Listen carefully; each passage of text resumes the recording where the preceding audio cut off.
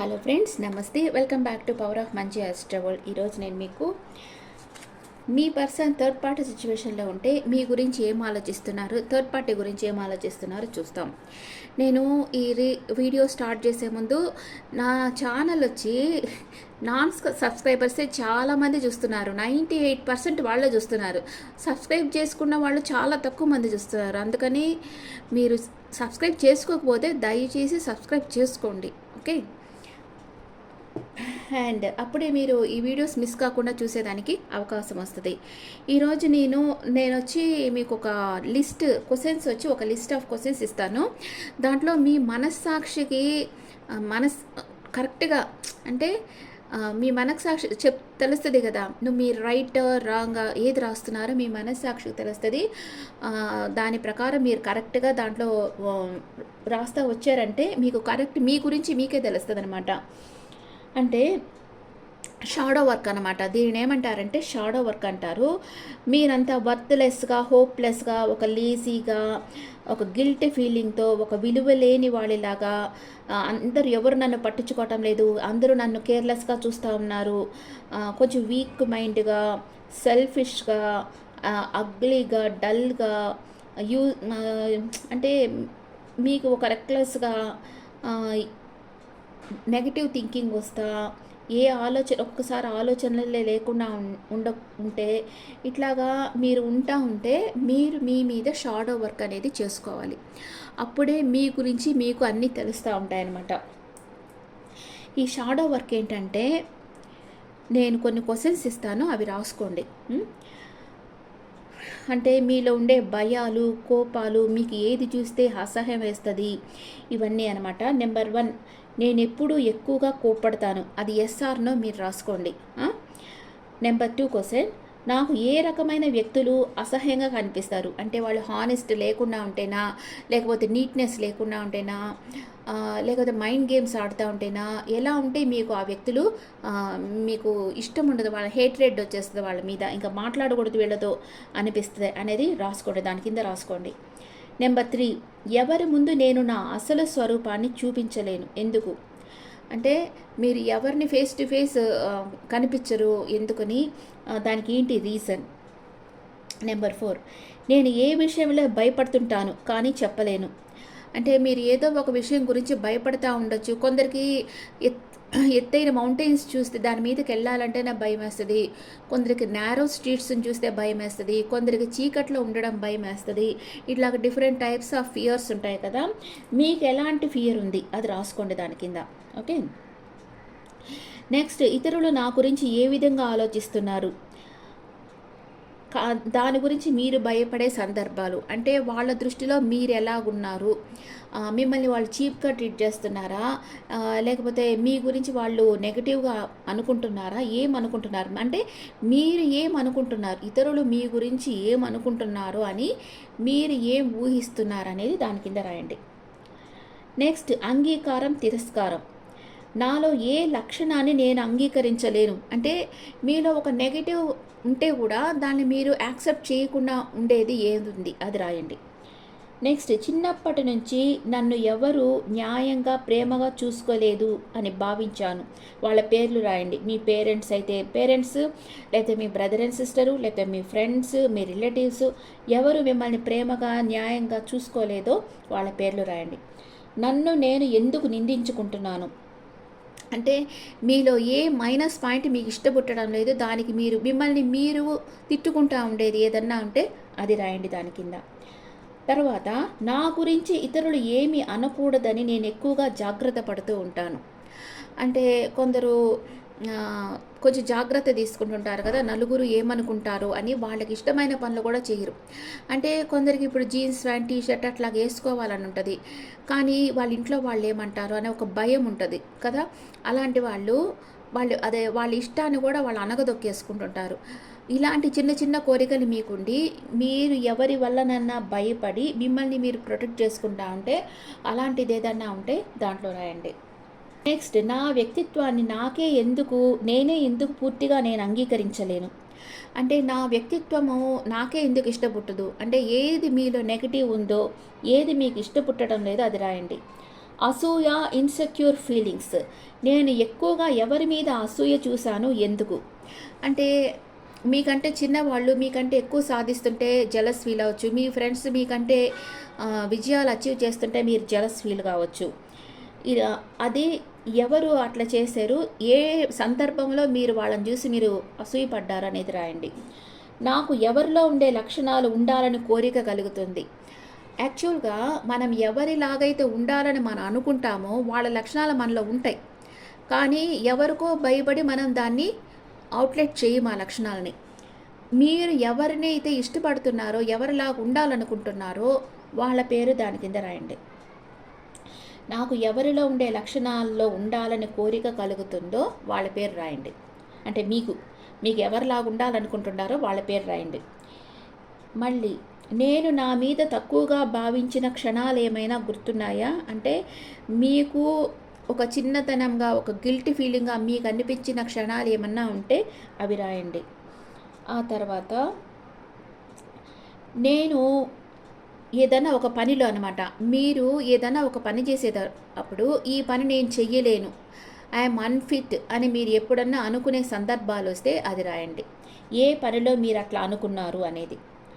Inner child అనుభవాలు. ఇప్పుడు చిన్ననాటి క్షణాల్లో నేను తీవ్రంగా బాధపడిన సంఘటన ఏది, అది రాయండి.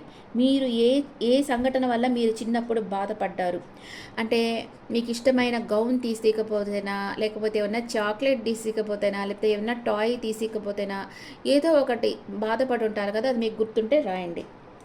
ఆ తర్వాత మిమ్మల్ని చిన్నప్పుడు ఎవరు అంతగా ప్రేమించలేదు అనిపిస్తుందా, అలా అనిపిస్తే రాయండి. మీ చిన్ననాటి కోరికలు ఏం నెరవేరలేదు, అది ఏమన్నా మీ చిన్ననాటి కోరిక ఏదన్నా నెరవేరకుండా అంటే ఇప్పుడు ట్రై చేసి మీరు దాన్ని తీర్చుకోవచ్చు. ఇప్పుడు ట్రై చేసినా తీరని కొన్ని కోరికలు ఉంటాయి. ఇప్పుడు చిన్నప్పుడు మనం ఫ్రిల్స్ వైట్ ఫ్రాక్ వేసుకోవాలి అట్లా అనుకొని ఉండొచ్చు, అది మనకి నెరవేరకుండానే పోయి ఉండొచ్చు. ఇప్పుడు అది వేసుకోలేము కదా, అలాంటి కోరికలు ఏదన్నా ఉంటే అవి రాయండి. ఓకే.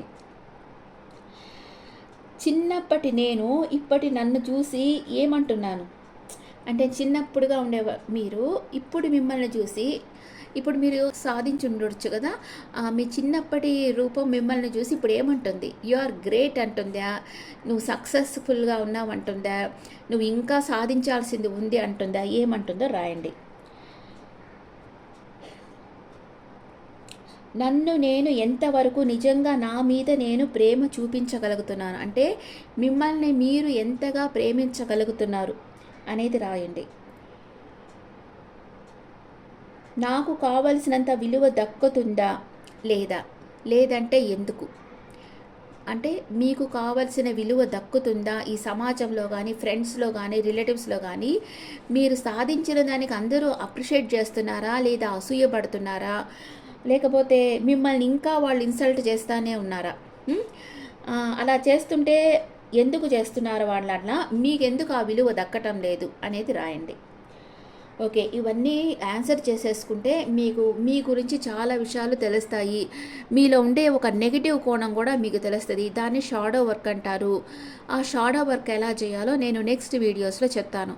ఇది సపరేట్ వీడియో చేయొచ్చు, what is shadow work, how to heal it అనేది. కానీ వ్యూస్ రావు దానికి, ఎందుకంటే దాని మీద ఇంట్రెస్ట్ ఉండే వాళ్ళే చాలా తక్కువ ఉంటారు.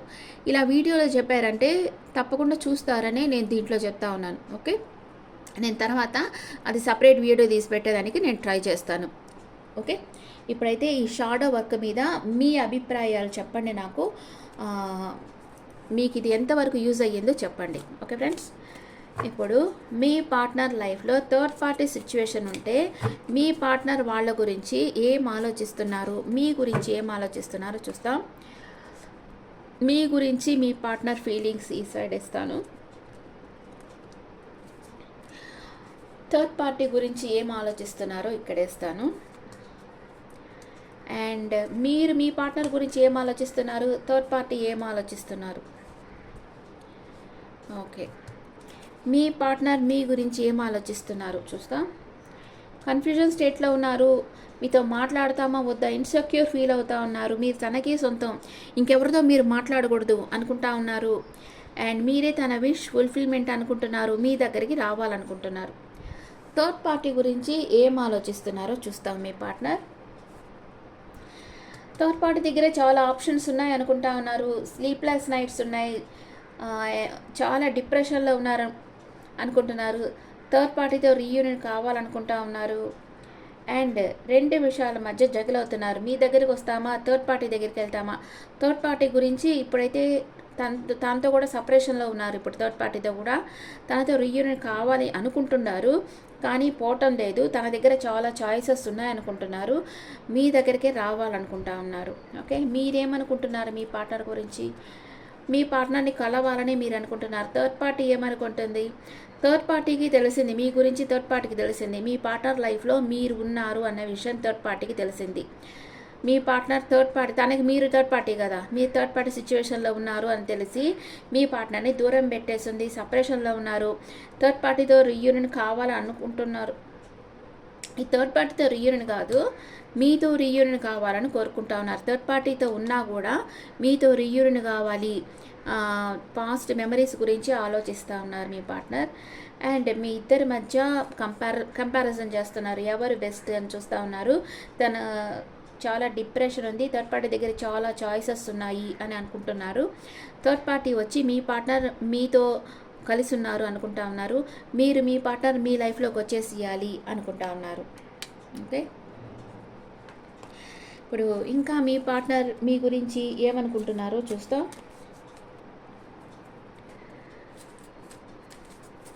మీ పార్ట్నర్ ఇంకా మీ గురించి ఏమనుకుంటా ఉన్నారు? I want to fix our connection అంటున్నారు. అండ్ థర్డ్ పార్టీ గురించి ఏమనుకుంటా ఉన్నారు? థర్డ్ పార్టీ తన నెగ్లెక్ట్ చేసేసింది, ఐ ఫెల్ట్ అని అనుకుంటా ఉన్నారు.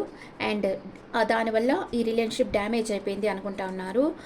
మీ గురించి వచ్చి తను ఏదో మీకు చెప్పాలనుకుంటున్నారు, తనకి హోల్డ్ బ్యాక్ చేస్తున్నారు. తన ఫీలింగ్స్ అంతా మీకు చెప్పకుండా హోల్డ్ బ్యాక్ చేస్తున్నారు. కానీ హ్యాపీగా లేరు, అన్సాటిస్ఫైడ్గా ఉన్నారు, చాలా డ్రైన్ అయిపోయి ఉన్నారు. చాలా స్ట్రెస్గా ఉంది మీ పార్ట్నర్కి. ఇప్పుడు ఏం చేయాలో అర్థం కావటం లేదు. అక్కడి నుంచి మీ దగ్గరికి ఎలా రావాలో తనకు తెలియటం లేదు. మీ పార్ట్నర్ మిమ్మల్ని డీప్ లవ్ చేస్తున్నారు, మీ దగ్గరికి రావాలనుకుంటున్నారు. థర్డ్ పార్టీ దగ్గర మీ గురించి ఆలోచిస్తున్నారు. ఈ రిలేషన్షిప్ ఫుల్గా డ్యామేజ్ అయిపోయింది అనుకుంటున్నారు. చాలా డిప్రెషన్లో ఉన్నారు.